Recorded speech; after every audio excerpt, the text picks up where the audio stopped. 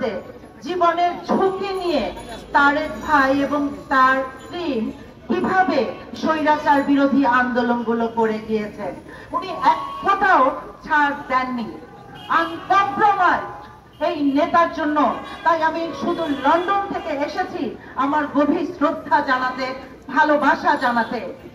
আমরা অত্যন্ত দুঃখের সাথে লক্ষ্য করেছি, আমরা যেই জিনিসটি আমাদেরকে বারবার আহত করছে, রক্তাক্ত করছে, যে 5ই আগস্টের পরে আমাদেরকে আইন শৃঙ্খলা বাহিনীর হাতে তথা সেনা বাহিনীর হাতে আমাদের নেতা কর্মী সমর্থকরা এভাবে কাস্টোডিয়াল ডেথের শিকার হবে। এই বাংলাদেশ, এই অভ্যুত্থান আমাদের কাম্য না। অসংখ্য ছাত্র জনতা কর্মী সমর্থকে এই আত্মত্যাগের বিনিময়ে, রক্ত দেওয়ার বিনিময়ের মাধ্যমে এই 5ই আগস্ট এসেছে। ইতিমধ্যে আমরা অসংখ্যবার শুনেছি যে ভারতের সাথে যতগুলো চুক্তি হয়েছে সেই চুক্তিগুলো জনসম্মুখে প্রকাশ করা হবে, কিন্তু অত্যন্ত দুঃখের বিষয় আমরা এখন পর্যন্ত এই তত্ত্বাবধায়ক সরকারের কাছ থেকে কোনো স্বচ্ছতা দেখি নাই। আমরা কোনো স্বচ্ছতা দেখি নাই। আমাদের বিশ্বাস, শ্রদ্ধা এবং সম্মানের জায়গা হচ্ছে ডক্টর মোহাম্মদ ইউনূস। আমরা আমাদের এই সম্মানকে কখনো নষ্ট করতে দিব না, কিন্তু তার মানে এটা আমাদের দুর্বলতা নয়। এই সরকার, এই তত্ত্বাবধায়ক সরকার একটা উদ্ভূত পরিস্থিতিতে বাংলাদেশের দায়িত্ব নিয়েছে।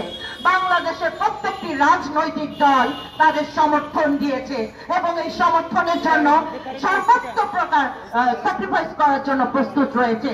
কিন্তু আপনারা ইতিমধ্যে দেখেছেন যে বিদেশি শক্তি এখনো রয়েছে। সেনা সদস্যের হাতে, সেনা অফিসারের হাতে যুবদলের যেই ভাইটি নিহত হয়েছে, যেই সেনাবাহিনী সেই সদস্যটি হচ্ছে এখনো ভারতের মদতপুষ্ট। এখনো এই সেনা ভবনে কেন ভারতীয় মদতপুষ্ট সেনা অফিসাররা রয়েছে? পুলিশ প্রশাসনে এখনো কেন ভারতীয় মদতপুষ্ট লোকজন রয়েছে? আমরা এই বাংলাদেশ চাই না, আমরা বারবার রক্ত দিব না, তবে দরকার হলে সার্বভৌমত্ব রক্ষার জন্য আবারও আমরা প্রস্তুত আছি। বাংলাদেশের সাথে ভারতের যতগুলো অসম চুক্তি রয়েছে আমরা সেই চুক্তিগুলো প্রকাশ্যে আনতে চাই, স্বচ্ছতা চাচ্ছি। আমরা চাচ্ছি পিডিআর হত্যাকাণ্ডের সুস্থ তদন্ত। আমরা এই তদন্তর অতি দ্রুত এর প্রকাশ আমরা দেখতে চাই গণমাধ্যমে। জুলাই হত্যাকাণ্ডের তদন্ত আমরা দেখতে চাই। এগুলোর সাথে কোনো কম্প্রোমাইজ হবে না। এবং যে রাজনৈতিক দলগুলো ক্ষমতার লোভে আওয়ামী লীগকে মদত দিবে কিংবা ভারতের সমর্থন আদায়ের চেষ্টা করবে, আমরা ঘৃণা ভরে তাদেরকে প্রত্যাখ্যান করব। ধন্যবাদ সবাইকে। আমি স্মরণ করছি আবু সাইদকে, স্মরণ করছি মীর মুগ্ধকে, আসিফ সহ আমাদের অসংখ্য ছাত্র জনতাকে। ওদের আত্মত্যাগ ছাড়া আমরা আসতে পারতাম না, আমি অন্তত আসতে পারতাম না। দীর্ঘ 15 বছর পর বাংলাদেশে এসেছি। আমরা চাই না আর কোনো আবু সাইদ এভাবে তাদের প্রাণ দিক। পরিশেষে আবারও আমাদের প্রিয় তারেক ভাই এবং তার টিমকে আমাদের প্রাণ ঢালা অভিনন্দন জানাচ্ছি। তাদের নিরাপত্তা দেখার দায়িত্ব আমার, আপনার, আমাদের সমাজ সবার।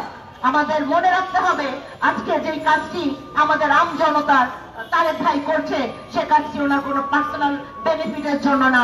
এটা একটা স্বাধীন বাংলাদেশের সার্বভৌমত্ব অক্ষুণ্ণ রাখার শপথে উনি নেমেছেন।